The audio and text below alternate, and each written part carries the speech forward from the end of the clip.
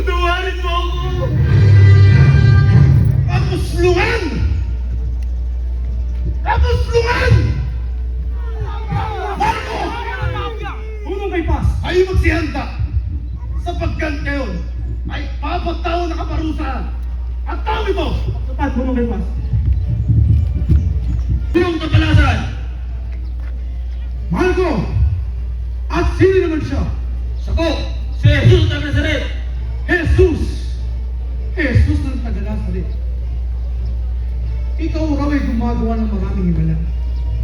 Nazareno, pahintulutan mong humikat at kumulot Mula sa sinapupunan ng langit! at ang ibig ko'y payanigin ko ang kaharian mo ito. Ano? Ano pimpigas sa bukod?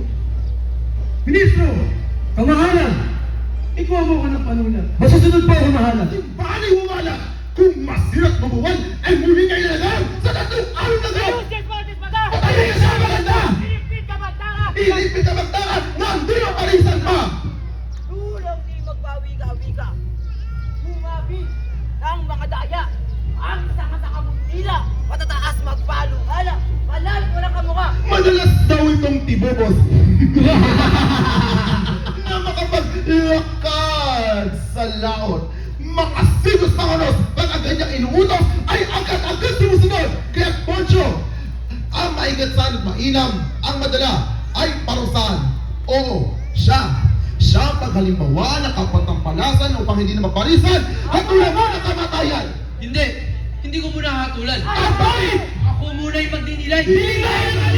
Nang lumapit ang mga tao kay Pilato upang hilingin sa kanya na gawin niya ang dating niyang ginagawa. Tinatanong sila ni Pilato, Salamat, Poncio! Salamat at pinalaya mo ko! Kayo ang mga tuta ng Romano! Pagsisisihan nyo ang araw na pinalaya nyo ko! Nahaya na si Barabas! ang pagampas kay Jesus at pagpapasama. Tuloy na tayo!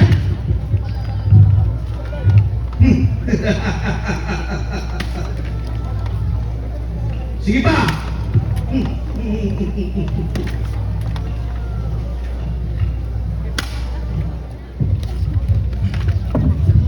Pagmalasin yung lahat ang panalitong misas! Sige mga kasama, tayo na sa lansangan! Matapos kutiyagisan ng krus ni Jesus, iabilin ni Pilato sa mga tao ang kaparusahang ipapataw kay Jesus. Naramdaman ni Jesus na siya ay nag-iisa sa gitna ng maraming taong sumisigaw at umuusga sa kanya. Sa gitna ng katuluang iyon, nakita niya ang kanyang Hindi. Bakit ganti palupit? Ang taong iyong kinakit. Ako'y babaeng hamak lamang. At mahina ang katawan. Upang kailan lamang pagpalit ng kalagayan. Ako ka. Pianap natin siya ng mga katuwak. Kapitan! Ayun! Hoy! Hoy, tao! Sino ka baga?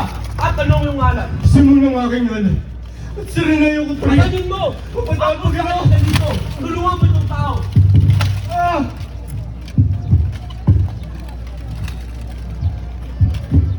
Yeshua, ang iyong pagdalay. ang babae ang nabag sa kanya. Kinuha niya ang kanyang belo upang ipunas sa mukha ni Jesus na puno ng dugo, pawis at alikabok. Sinusundan si Jesus ng maraming tao. Kabilang ang ilang babaeng nag-iiyakan at tumatangis dahil sa kanya. Nilingon sila ni Jesus at sinabi,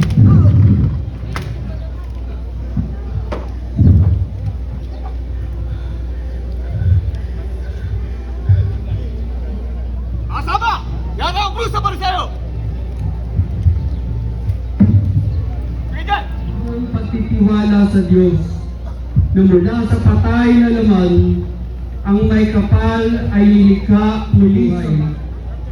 Si Maria ay magsisilang muli ng isang bagong buhay sa hirap at pag-asa.